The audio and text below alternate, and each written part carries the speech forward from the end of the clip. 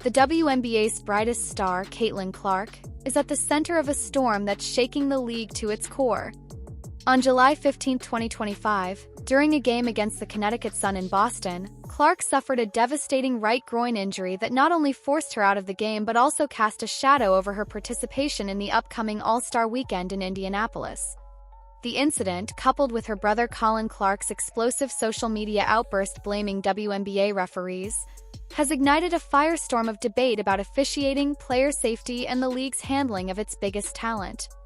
This wasn't just another injury, it was a breaking point for a 23-year-old phenom carrying the weight of a franchise and a league, and it's raising questions about whether the WNBA is failing to protect its golden goose.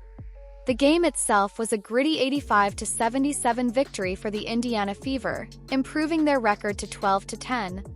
With 40 seconds left, Clark made a slick bounce pass to teammate Kelsey Mitchell for a layup, sealing the win. But as she jogged back, she suddenly clutched her right groin, her face contorted in pain.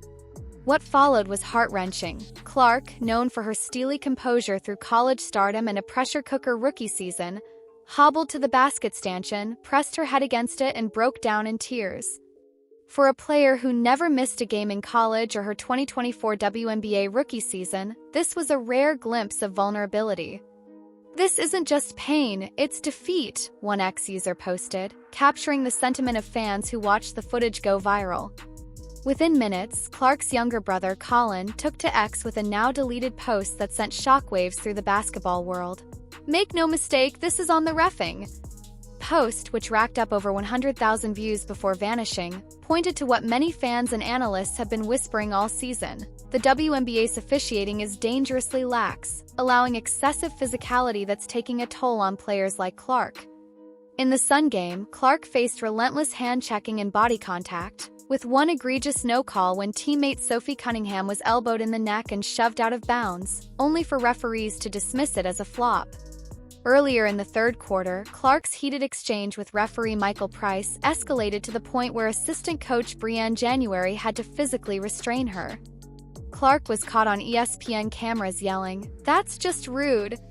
Grow up," and reportedly threatened to call the league office, though she avoided a technical foul. While it's unclear what Price said, it was enough to push the usually composed Clark to the brink. This injury is not an isolated incident. Clark, who played every game in her 2024 Rookie of the Year campaign, has already missed 10 games in 2025, 9 regular season games and the Commissioner's Cup final, due to a string of injuries: a left quad strain, a left groin injury, and now this right groin issue. When injuries jump from one side of the body to the other, it's not just bad luck, noted kinesiologist Lucas Seehofer, who tracks WNBA injuries. It's a sign of mechanical compensation for unhealed damage. Clark's shooting has suffered too, with a dismal 6% three-point percentage on the road this season, a far cry from her college days as a sharpshooting legend. The physical toll is evident, but so is the mental strain. Clark admitted in a July 10 press conference that her injury-riddled season has been challenging mentally, a sentiment laid bare by her emotional collapse in Boston. Colin Clark's outburst amplified a growing chorus of criticism. Posts from fans like @HaterReport_NY post echoed his frustration, pointing to a pattern of rough play against Clark, particularly in matchups against the Sun. "Every time Indiana plays Connecticut, it's a war zone and the refs just watch," one user wrote. Other players, like Angel Reese and Kelsey Plum, have also called out inconsistent officiating, while Fever coach Stephanie White has been fined for her own critiques. The Washington Post reported on July 18, 2025, that the WNBA's failure to curb physical play is hurting players, hurting the league, and hurting fans, with 141 injuries league-wide since the season's start, including 57 head and neck injuries. Clark, as a backcourt player, is particularly vulnerable, with Seehofer noting a disproportionate rise in serious knee and soft tissue injuries among guards. Timing is brutal. The 2025 WNBA All-Star Game, set for July 19 in Indianapolis, was supposed to be Clark's moment to shine as a team captain and three-point contest participant in front of her home crowd. Instead, she announced on July 17 that she'd miss both events to rest her body, a decision that sent ripples through the league. "I'm incredibly sad and disappointed," Clark said in a statement, though she vowed to support her team off the court. The Fever's 12-11 record hangs in the balance, with their next game against the New York Liberty on July 22nd. Without Clark, they've gone 5-5, but her absence risks more than just wins. It threatens the WNBA's bottom line. Clark's games drive viewership, with a 9% ratings increase in 2025 despite her missing 10 games, per Sportico. A Two Circles analysis noted a 38% drop in the Fever's social media engagement when she's sidelined, underscoring her as the league's financial driver, with an estimated $1 billion impact, according to NBC News. The conspiracy theories are swirling. Some fans claim the Sun target Clark with impunity enabled by referees, but the real issue is systemic.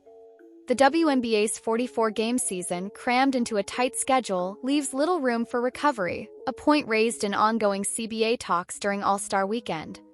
Players like Breanna Stewart have pushed for fewer back-to-backs, noting the injury spike.